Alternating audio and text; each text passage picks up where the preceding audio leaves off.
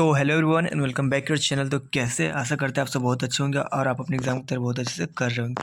तो जैसा कि आप देख रहे हैं यहाँ पे कि मैट्रिक इंटर की परीक्षा 2024 के लिए मॉडल पेपर जारी हुआ है और हम उसी मॉडल पेपर से लेकर अभी प्रैक्टिस सेट है, क्योंकि इससे पहले ना बहुत सारा वीडियो आप लोगों के लिए अपलोड हो चुका है और नहीं देखे तो जल्दी से डिस्क्रिप्शन में जाके देखिए, वीडियो अपलोड हो चुका है। और अभी हम खुद को जज करेंगे कि हम लोग का तैयारी जो है वो कैसा हुआ, इसलिए अकाउंटेंसी का मॉडल प्रैक्टिस सेट है।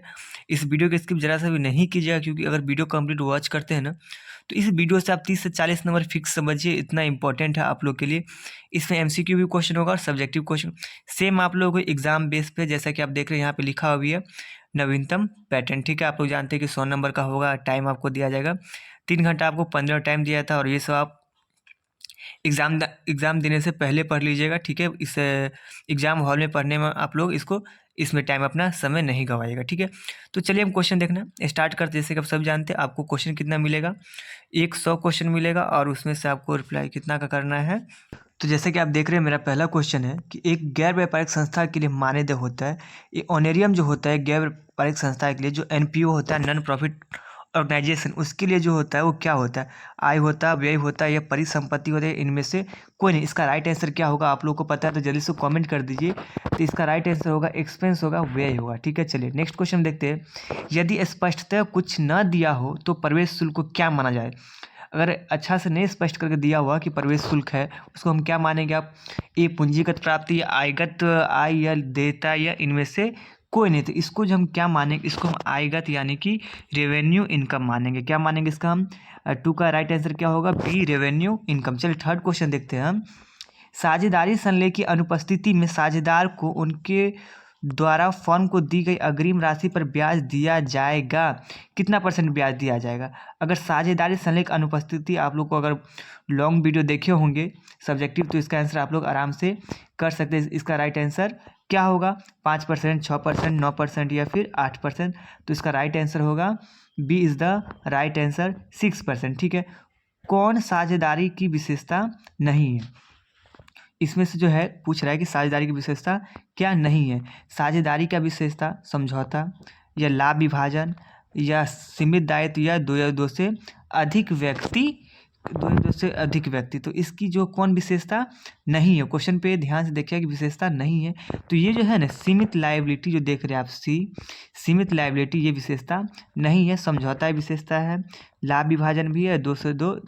जब भी साझेदारी की बात होगी तो क्या हो, 2 या 2 से अधिक व्यक्ति होगा तभी वो फर्म साझेदारी फर्म कहलाएगा। चलिए नेक्स्ट क्वेश्चन देखते हैं। क्वेश्चन नंबर 5 देखते हैं कि साझेदारी समझौता के अभाव में, साझेदारी समझौता के अभाव में साझेदार को पूंजी पर ब्याज दिया जाएगा। 8% के वार्षिक से, 6% वार्षिक या सी 9% या डी इनमें से कोई नहीं। बताइए इसका राइट आंसर क्या होगा? तो इससे पहले भी आप इसका राइट आंसर देख चुके, क्या था? 6% वार्षिक की दर से। ठीक है, चलिए चल या परिवर्तनशील विधि से साझेदारी के पूंजी खाते पर ब्याज क्रेडिट किया जाता है कितना परसेंट? ए होगा लाभ या हानि? नहीं, चल या परिवर्तनशील विधि से साझेदार के पूंजी खाते पर ब्याज क्रेडिट किया जाता है। लाभ हानि खाता में, ब्याज खाते में, साझेदारी के पूंजी खाते में या इनमें से कोई नहीं। तो इसका राइट आंसर क्या होगा? तो इसका राइट आंसर होगा साझेदार के पूंजी खाते में होगा, पार्टनर कैपिटल अकाउंट होगा। चलिए, जब ऋण पत्रों को सहायक प्रतिभूति के रूप में जारी किया जाता है तो कौन सी प्रविष्टि करनी पड़ती है? ये आपका एंट्री है। आप इसका एंट्री कैसे कीजिएगा तो इसका आंसर हम बतला देते हैं कि देखिए, आप इसको पहला जो एंट्री किया हुआ है debenture suspense account to debenture account, इस तरीके से कर सकते हैं। और बी जो है कोई प्रविष्टि नहीं की जाए, नो एंट्री। 7 को छोड़िए, नेक्स्ट देखिए आप 8 है आप लोग का, वित्तीय विवरणों के विश्लेषण में शामिल होता है। वित्तीय विवरण जो होता है, एनालिसिस ऑफ फाइनेंशियल स्टेटमेंट जो होता है, उसमें क्या शामिल होता है? ध्यान से देखिए, शामिल नहीं होता, नहीं शामिल होता है। क्या है? व्यापारिक खाता, लाभ हानि विवरण या आर्थिक चिट्ठा या उपयुक्त सभी। तो इसका राइट आंसर क्या होगा? तो इसका राइट आंसर होगा उपयुक्त सभी। लाभ हानि भी होता है, ट्रेंडिंग अकाउंट भी होता है और बैलेंस शीट भी होता है। चलिए क्वेश्चन नंबर 9 देखते हैं कि निम्नलिखित में से कौन सा अलाभकारी संस्था है? इसमें से जो पूछ रहा है कौन सा अलाभकारी संस्था है, आप लोग को पहले हम समझा चुके। अगर वीडियो नहीं देखे तो जाकर वीडियो सबसे पहले लॉन्ग वीडियो देख लीजिए। चलिए अभी मत जाइए, ठीक है, ये वीडियो कंप्लीट होने के बाद आप जाइएगा, क्योंकि अभी आपको थोड़ा अपने आप में भी जज हो जाएगा। झारखंड अधिविद्य परिषद, ठीक है, झारखंड एकेडमिक काउंसिल, या टाटा स्टील, या एयर इंडिया, या जेट एयरवेज। तो इसका राइट आंसर क्या होगा? झारखंड अधिविद्य परिषद यानी झारखंड एकेडमिक काउंसिल। चलिए क्वेश्चन नंबर हम 9 देखते हैं कि 9 का राइट आंसर क्या होगा। 9 तो हो चुका है, क्वेश्चन नंबर 10 देखेंगे। स्वामित्व अनुपात की गणना सूत्र है, स्वामित्व अनुपात की गणना निम्न सूत्र द्वारा की जाती है। किस सूत्र द्वारा की जाती है 10 का? ए कुल संपत्ति, या बी, या सी, या डी। इसका राइट आंसर अगर पता है तो जल्दी से कमेंट करके बतला दीजिए। इसका हम राइट आंसर बतला देते हैं। अंशधारियों का कोष यानी कि शेयर होल्डर फाउंड्स अपॉन कुल संपत्ति एंड टोटल एसेट्स, ठीक है। क्वेश्चन नंबर 11 है मेरा कि संपत्ति एवं दायित्व को उनके पुनः मूल्यांकित मूल्य पर दिखाया जाता है नए आर्थिक चिट्ठे में, या पुनर्मूल्यांकन खाते में, या सभी साझेदार के पूंजी खाते में, या वसूली खाते में। तो इसका राइट आंसर क्या होगा? नए आर्थिक चिट्ठे में यानी कि न्यू बैलेंस शीट में। चलिए क्वेश्चन नंबर हम 12 देखते हैं। एक कंपनी की विशेषता है, एक कंपनी की क्या विशेषता है? हाँ, एक कंपनी की विशेषता है, एक कंपनी का क्या विशेषता है? चलिए, पृथक वैधानिक अस्तित्व है, या अस्थायी जीवन, या सीमित दायित्व, या उपयुक्त में से सभी। तो इसका राइट आंसर क्या होगा? आप लोगों को पता है, जल्दी से कमेंट कर बताइए। तो इसका राइट आंसर होगा उपयुक्त सभी, ऑल ऑफ दिस। अगर हम इसी रफ्तार में पढ़ते रहे तो आपको काफ़ी टाइम लग जाए, इसलिए जल्दी जल्दी क्वेश्चन कर चलिए। क्वेश्चन 30 है कि कंपनी नियम 2014 के अनुसार कंपनी को ऋण पत्र निर्गमन की राशि के कम से कम कितने प्रतिशत के बराबर राशि ऋण पत्रों के शोधन के पूर्व ऋण पत्र को शोधन संचय खाते में हस्तांतरित करना चाहिए? तो इसका राइट आंसर बतला देते कि इसका राइट आंसर क्या होगा। इसका 50 नहीं होगा, 25 होगा। क्या होगा इसका राइट आंसर? 25% होगा, ठीक है। क्वेश्चन नंबर मेरा 14 है, कंपनी की वार्षिक रिपोर्ट को निर्गमित किया जाता है संचालकों के द्वारा, अंकेक्षकों के द्वारा, अंशधारकों के द्वारा, या प्रबंधकों के द्वारा? तो इसका राइट आंसर होगा अंशधारकों के द्वारा, शेयर होल्डर के द्वारा। चलिए, पिछले 3 वर्षों के औसत लाभ के दुगुना स्थापित ख्याति। तो आप लोग को ये गुडविल चैप्टर पढ़ाएं, उस चैप्टर का वीडियो देखिएगा, उसके बाद आप लोग ये इस टाइप का क्वेश्चन आप लोग बहुत आराम से बना सकते हैं। चलिए, तरल संपत्ति में शामिल होता है, ये जो लिक्विड एसेट्स है इसमें क्या शामिल होता है? ठीक है, प्राप्य यानी बिल रिसीवेबल, देनदार, या रोकर, या ये सभी। तो इसका राइट आंसर क्या होगा? तो इसका राइट आंसर होगा ये सभी। इसमें आप जितना देख रहे हैं ना, प्राप्य बिल भी है, देनदार भी है, और रोकर शेष, ये तीनों आपको तरल एसेट्स यानी कि लिक्विड एसेट्स के अंदर आता है। चलिए ठीक है, क्वेश्चन नंबर 70 है कि कुल संपत्ति ऋण अनुपात है, कुल संपत्ति ऋण अनुपात है तरल अनुपात, शोधन क्षमता, या क्रियाशील अनुपात, या संचालन अनुपात। तो इसका राइट आंसर क्या होगा? इसका राइट आंसर होगा शोधन क्षमता अनुपात। चलिए, क्वेश्चन नंबर 18 है कि यदि बिक्री इतना है, तो आपको ये सब क्वेश्चन के लिए सॉल्यूशन करके दिखाना पड़ेगा, लॉन्ग हो जाएगा। चलिए उसको साइड कीजिए। इस भी क्वेश्चन 19 को भी 20 देखिए, इनमें से कौन सी क्रिया वित्तीय क्रिया के अंतर्गत आती है? अब बतलाइए, बहुत इजी क्वेश्चन है कि इसमें से कौन सी क्रिया जो वित्तीय क्रिया के अंतर्गत आती है? नकद बिक्री, मशीन का क्रय, अंशों का निर्गमन, प्राप्ति, या ऋण पत्रों का क्रय। इसका राइट आंसर क्या होगा? पता है तो जल्दी से कमेंट कर दे। तो इसका राइट आंसर होगा ऋण पत्रों का क्रय, ठीक है। Question D is the right answer. चलिए, क्वेश्चन नंबर 21 है मेरा कि शोधनीय गैर परिवर्तनीय ऋण पत्रों के अंकित मूल्यों को कम से कम कितने? देखिए सेम क्वेश्चन रिपीटेड कर दिया है। क्या होगा इसका answer? 25% is the right answer. क्या होगा इसका आंसर? 25%। देखिए, पेटेंट्स को चिट्ठे में किस शीर्षक के अंतर्गत दर्शाया जाता है? गैर चालू संपत्ति, या संचय के एवं अधिशेष, या ऋण पत्र एवं अग्रिम, या चालू संपत्ति? बताइए कि इसका राइट आंसर क्या होगा। पता है तो जल्दी से कमेंट कर दीजिए। तो इसका राइट आंसर होगा गैर चालू संपत्ति। चलिए, आप लोग से पूछ रहा है कि ख्याति जो है, गुडविल जो है, वो गुडविल क्या है? गुडविल इज ए व्यय है, आय है, इनकम है, यह संपत्ति है। बहुत ही इजी है और फेमस क्वेश्चन है। तो गुडविल जो होगा आप लोग के लिए हमेशा संपत्ति होगा, एसेट्स होगा। चलिए, क्वेश्चन नंबर 24 है, लेखांकन मानक 26 संबंधित है। लेखांकन मानक 26 जो है वो क्या चीज़ से संबंधित है?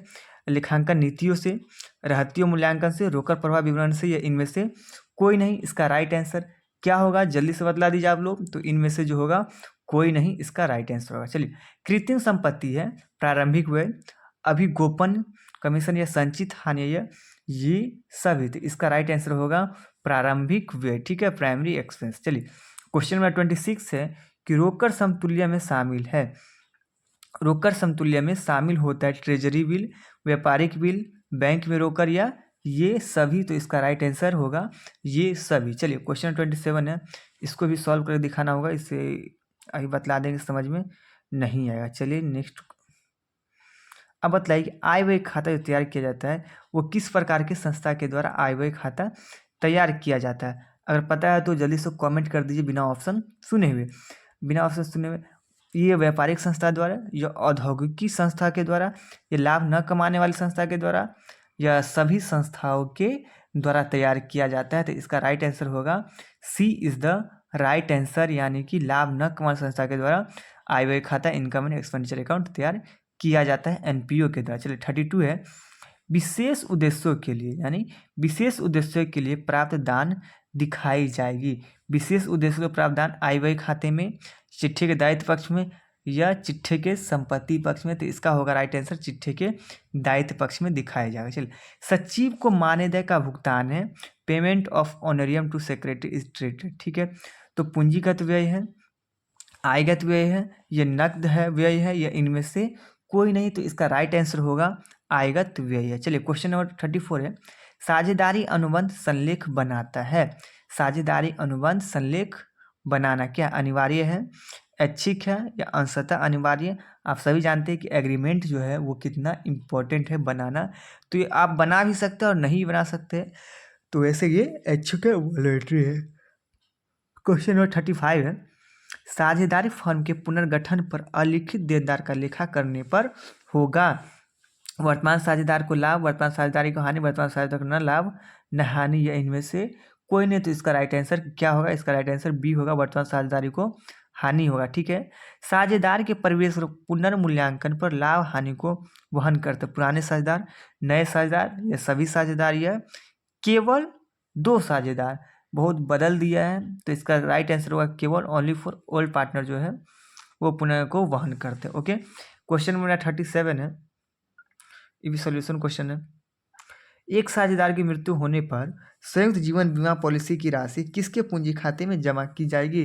देखिए अब मृत साझेदार लेके क्या करेगा, मृत साझेदार के सभी साझेदार शेष बचे साझेदार उनके लाभ अनुपात हुए, शेष बचे साझेदार उनके पुराने लाभ विभाजन अनुपात में। तो इसका राइट आंसर क्या होगा, तो इसका राइट आंसर बी होगा, मृत साझेदार सहित सभी साझेदार। अब मृत साझेदार को जो मिलेगा वो उसके यानी कि उत्तराधिकारी होगा, उसको प्राप्त होगा, ठीक है। 39 साझेदार के परिवेश पर पुराने स्थिति विवरण में दर्शाए गए संचय हस्तांतरित करेंगे। सभी साझेदार के पूंजी खाते में, नए साझेदार के पूंजी खाते में, या पुराने साझेदार के पूंजी खाते में, या इनमें से कोई नहीं। तो इसका राइट आंसर होगा सी इज द पुराने साझेदार के पूंजी खाते में। चलिए क्वेश्चन नंबर 40 है मेरा, लेनदार और देय विपत्र जैसे दायित्व को वसूली खाते में हस्तांतरित करने के पश्चात भुगतान के संबंध में सूचना अभाव में ऐसे दायित्व को क्या होगा, भुगतान नहीं होगा, पूर्ण भुगतान होगा, आंशिक भुगतान होगा, मतलब कुछ भुगतान होगा, या इनमें से कोई नहीं। इसका राइट आंसर होगा 40 का राइट आंसर आप लोग को हो जाएगा। इसका राइट आंसर होना चाहिए B is the right answer, यानी कि पूर्ण भुगतान होगा। चलिए सामान्य उद्देश्य के लिए प्राप्त दान दिखाया जाएगा आय व्यय खाते में। देखिए आई होप आप लोग अच्छे से समझ गए होंगे, देख लिए होंगे, नहीं 50 तक करा देते उसके बाद, ठीक है। चलिए 41 का आंसर बतला दे। 41 का इसका राइट आंसर हो जाएगा आप लोग का ए इज द आय व्यय खाते में होगा। चलिए प्राप्तिय भुगतान खाता सामान्यतः दर्शाता है, एकदम mostly very very very important question है कि आय व्यय जो खाता है वो सामान्यतः क्या दिखाता है आप लोग का, प्राप्तिय भुगतान खाता। तो सरप्लस एवं डिफिसिट दिखाता है, क्या दिखाता है आपको, सरप्लस। इसका 42 का राइट आंसर क्या होगा, डेबिट बैलेंस। 42 का इसका राइट आंसर होगा नहीं सरप्लस होगा, इसका राइट आंसर सरप्लस होगा। साझेदारी संलेख की अनुपस्थिति और साझेदार को वेतन दिया जाएगा, वेतन नहीं दिया जाएगा, उन्होंने वेतन दिया जाएगा फर्म के लिए कार्य, या इनमें से कोई नहीं। तो 43 का राइट आंसर होगा वेतन नहीं दिया जाएगा। साझेदार संलेख की अनुपस्थिति में साझेदार को वेतन नहीं दिया जाएगा, खुद के कंपनी में काम करेगा, खुद को वेतन मिलेगा, कभी नहीं। साझेदारी फर्म से साझेदार का संबंध होता है, साझेदारी फर्म से साझेदार का संबंध प्रबंधकर्ता या सेवक या अभिकर्ता या इनमें से कोई नहीं। तो इसका राइट आंसर होगा एज एन एजेंट के रूप में उसका संबंध होता है। नए साझेदार द्वारा ख्याति की राशि नकद लाने को कहते हैं प्रॉफिट, लाभ या अधिमूल्य या प्रीमियम या फिर ख्याति। तो इसका राइट आंसर आप लोग बतलाइए कि इसका राइट आंसर क्या होगा। तो इसको बोलते हैं प्रीमियम बोलते हैं या अधिमूल्य बोलते हैं, ठीक है। पुनर्मूल्यांकन खाता में नाम पक्ष पर जमा पक्ष का आधिक्य कहलाता है। यह हानि कहलाएगा या लाभ कहलाएगा, यानी हानि कहलाएगा, प्राप्ति कहलाएगा, लाभ कहलाएगा या व्यय कहलाएगा। तो इसका राइट आंसर होगा लाभ कहलाएगा। क्या कहलाएगा? लाभ कहलाएगा। सी इज द राइट आंसर, ठीक है। साझेदारी का दिवालिया होना किस प्रकार का मापन? अनिवार्य समापन, अनिवार्य समापन, न्यायालय द्वारा समापन, संयोग द्वारा समापन या इनमें से कोई नहीं। तो इसका राइट आंसर होगा ए, यानी कि कंपलसरी डिसोल्यूशन अनिवार्य। आय व्यय खाता है एक, कितना मस्त क्वेश्चन है। आय व्यय एक व्यक्तिगत खाता या वास्तविक खाता या नाम मात्र खाता या इनमें से कोई नहीं। तो आय व्यय खाता जो एक नाम मात्र खाता है, नॉमिनल अकाउंट है, ठीक है। ए बी वाला क्वेश्चन है, इसको सॉल्यूशन करके करना होगा। चलिए, भारतीय साझेदारी किस वर्ष पारित किया गया था? तो भारतीय साझेदारी अधिनियम 1932 है। हाँ, तो 50 का A is the right answer, 50 का A is the right answer. I hope आप लोग अच्छे समझ में आ गया है। बाकी भी क्वेश्चन तो आप लोग इसका PDF डाउनलोड कर लीजिए और PDF आराम से पढ़ के खुद को गेस कर लीजिए, क्योंकि पूरा क्वेश्चन करेंगे तो वीडियो काफ़ी लंबा हो जाएगा और PDF के लास्ट में आप लोग का इसका आंसर शीट भी मिल जाएगा। तो जल्दी से अपने चैनल को सब्सक्राइब कर लीजिए अगर नहीं सब्सक्राइब किए तो। एंड थैंक्स फॉर वाचिंग, और अपने दोस्तों भी शेयर कर लीजिए।